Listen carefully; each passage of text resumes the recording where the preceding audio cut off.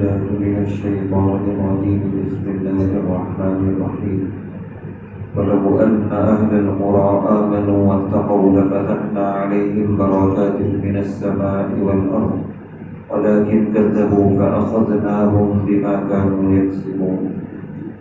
اور اگر بستیوں میں رہنے والے ایمان لے آئیں اور تقوی کی زندگی اختیار کریں تو ہم ان پر آسمانوں اور زمین کی برکتوں کے دروازے کھول دیں گے، لیکن انہوں نے تکذیب کی تو ہم نے بھی ان کے اعمال بد کے سبب ان کی گرفت کر دی۔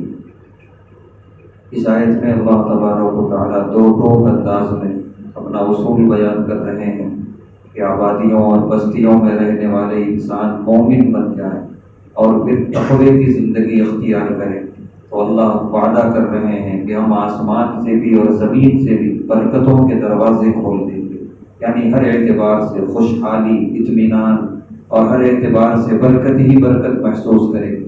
لیکن اللہ فرما رہے ہیں ہوتا یہ ہے کہ کذبوا، تکذیب کرتے ہیں، جھٹلاتے ہیں۔ اگر کافر ہیں تو زبان سے بھی جھٹلاتے ہیں، اگر گنہگار مومن ہیں تو عملی طور پہ سستیاں برتتے ہیں۔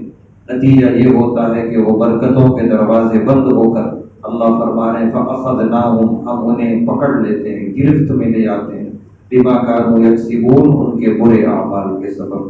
آیت کا پیغام یہی ہے کہ ایمان کی دولت سے الحمدللہ ہم مالا مال ہیں، بس زندگی تقوی کے ساتھ گزاریں، ہم زمین و آسمان کی برکتیں محسوس کریں گے انشاءاللہ۔